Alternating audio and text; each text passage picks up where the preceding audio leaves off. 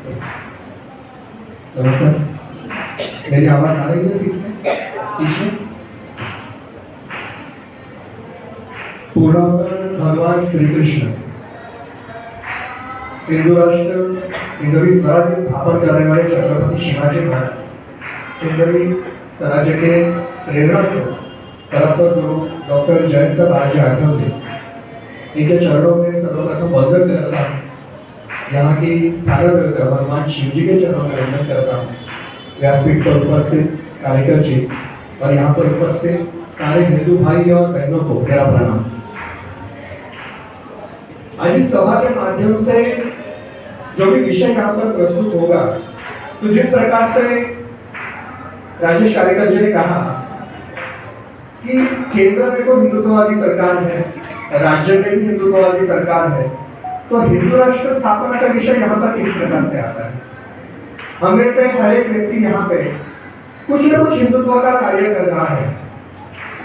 यहाँ पर एक भगवत ध्वज फहरा हुआ है और जिस प्रकार से ये जो सारा एरिया है, यहाँ इसके बारे में जो अभ्यास किया तो पता चला बहुत सारे मंडल यहाँ पर है, उनके सक्रिय कार्यकर्ता यहाँ पर है, बहुत सारे उत्सव यहाँ पे बहुत अच्छी तरह से चलाए जाते हैं, मनाए जाते हैं। तो फिर हिंदू राष्ट्र स्थापना यह विषय यहाँ पर क्यों है? तो देखिए हम जो यहाँ पर उपस्थित है वह हिंदू के नाते यहाँ पर उपस्थित है। तो आज के विषय में जो भी टिप्पणी होगी या जो भी विषय होगा, तो मैंने केंद्र सरकार के ऊपर कुछ टिप्पणी की है, राज्य सरकार के ऊपर टिप्पणी की है, तो ऐसा मन में लगा तो नहीं लेना है। हम केवल एक आज यहाँ पर हिंदू के नाते एकत्रित हुए हैं। इसका कारण यह है कि जब हम जन्म लेते हैं तो हम किसी भी पक्ष के कार्यकर्ता नहीं होते, किसी संगठन के कार्यकर्ता नहीं, अध्यक्ष नहीं, कुछ नहीं, हमारा कुछ पद नहीं होता है।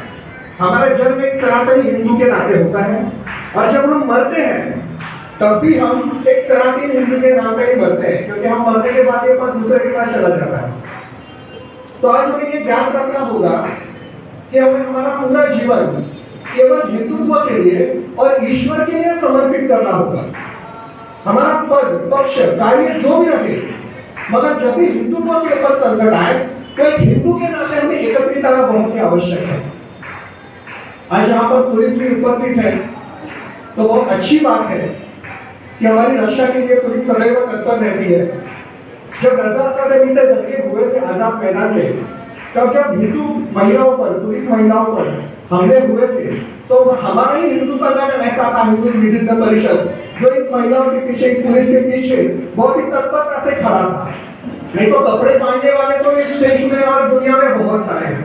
तो हम पुलिस का भी स्वागत करते हैं और यह विषय अपने वरिष्ठों के ऊपर भी, वरिष्ठों तक पहुंचा, ऐसी विनती भी करते हैं। जब हिंदू राष्ट्र की बात आती है तो हमें देखना पड़ेगा कि यह जो हिंदू राष्ट्र हमें बताया जा रहा है, तो जब 1947 में हमें स्वतंत्रता हमने छीन के ली, तब यह देश सेक्युलर और सोशल बिल्कुल नहीं था।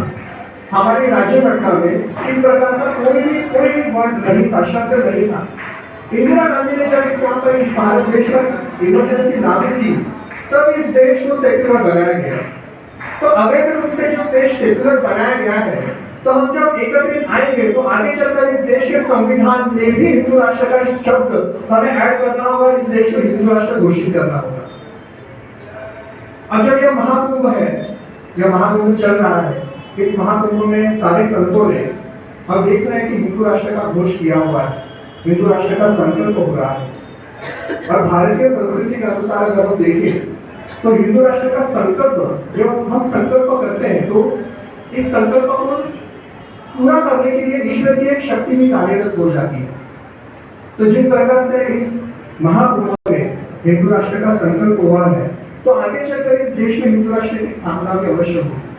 हमारे देश की जो पुराण है, हमारे ग्रंथ है, उनमें कहा गया है, हमने देखा है, हमने अनुभूति भी है कि पहले ऋषि मुनियों द्वारा ये सारी बातें लिखी जाती है और फिर घटती है। महर्षि वाल्मीकि ने रामायण पहले लिखा और बाद में घटा।